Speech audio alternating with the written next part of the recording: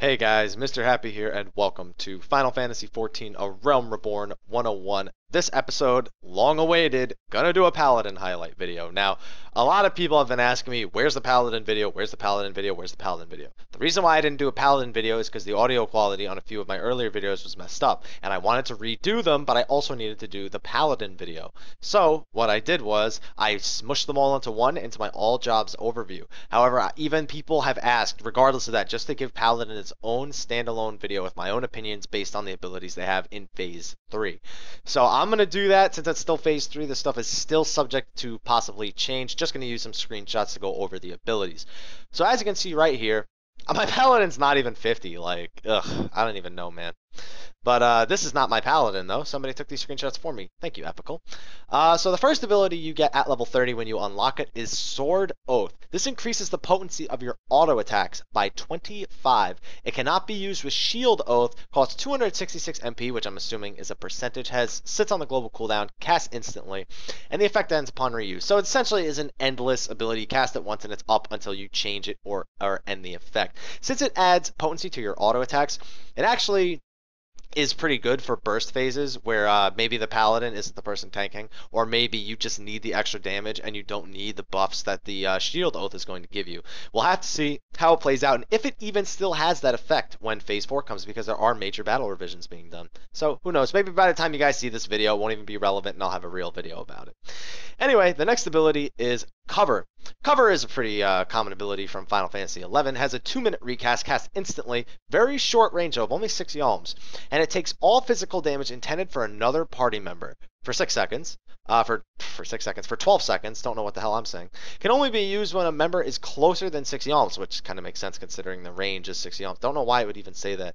I'm assuming that the member has to remain within 6 yalms, but it doesn't say that, but you know, we'll assume that's what it means. This ability is going to be good for protecting people who get targeted with certain abilities. They can run up to the Paladin, have them cover for them, if it's physical damage that is, or if somebody pulls aggro, Paladin can cover for them until the Paladin gets aggro back. That way people don't have to run around going nuts for 12 seconds. Next ability is Shield Oath. Shield Oath is, again, very similar to Sword Oath. It's got the same recast, same mana cost, same cast time. This reduces the damage received by 25% while lowering your own damage dealt by 30% and increasing the amount of enmity you generate. For those who don't know, enmity is essentially threat. It cannot be used with Sword Oath and the effect ends upon reuse. This seems like the ability almost every Paladin will use under most circumstances. Sword Oath, I can imagine using Sword Oath while you're soloing because you don't really need to reduce your damage received while you're soloing. Enemies aren't that difficult. But Sword Oath definitely for soloing, but Shield Oath definitely just seems to have this lure to it, considering it's just such a powerful tool. It might reduce your damage by a lot, but taking a fourth less damage is just, as a tank, how can you turn that down? And increasing enmity, it's just got everything you need. So this is, in my opinion, the better of the two oaths, and I think Sword Oath needs to be tuned a little bit, other than its soloing purposes, which work excellently. Spirits Within, those of you who loved it in Final Fantasy XI, it is back, and it's very, very powerful and very, very similar.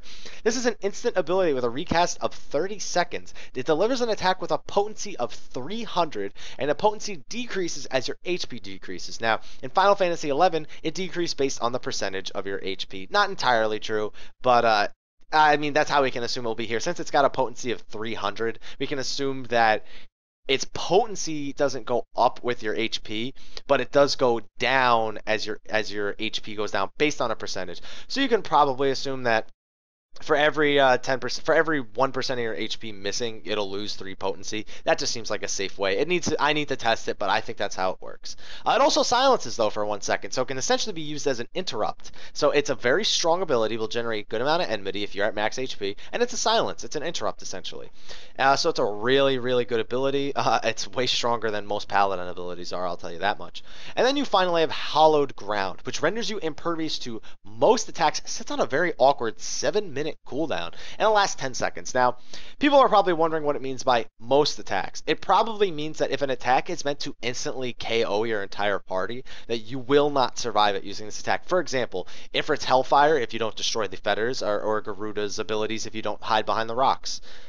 There's probably just only a few abilities per boss that this absolutely has no effect on, and you can just expect it to be used to really give your healers a break, maybe to get some mana back and rest up, or maybe to avoid another attack that's not insta-kill but it's going to do a lot of damage. But it sits on a really long cooldown, so obviously you're going to use it once per fight. You know, anymore would be kind of ridiculous to assume. And that is the Paladin job overview that everyone has been asking for so much.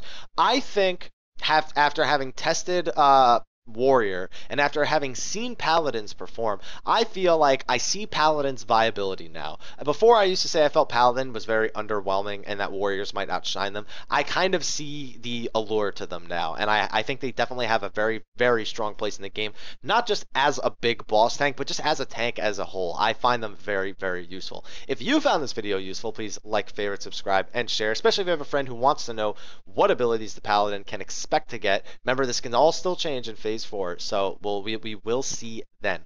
But also, thank you to my subscribers who have been donating. You guys are unbelievable. If you would like to donate to help improve the quality and increase the quantity of videos that I can put out for my YouTube channel, please look in the description below. All donations only go towards equipment and are not used for social needs, so don't worry. You can check out my Amazon wishlist, what I'm looking to aim to get right now. If you're not interested in that, maybe you're interested in charity. I help Athene live with a charity stream about once every week or every other week, and we try to raise money for children in third world countries. And basically, every subscription he gets on his Twitch channel, 90% of it goes to save the children, with the other 10% going to PayPal fees. Twitch does not take anything. Athene does not take anything. 100% nonprofit stream. Also, that is matched 7 times by the U.S. aid, so it was multiplied by 8. So every $5 donation essentially becomes $36 once you take out the 10% fees. So hopefully you guys can come by there. If you don't feel like making accounts and you would like to donate directly, you can donate to me, put a comment in it, and I will do the subscription making for you, and I will pay the subscription fee. If you're not interested in donating to charity and you're not interested in donating to help me have a better YouTube channel, you can always check out my Facebook at www.facebook.com/MrHappy1227. Go there and donate me your ideas, pick my brain a little bit. I love talking with the community there about the game, and it's a very, very non-hostile environment right now.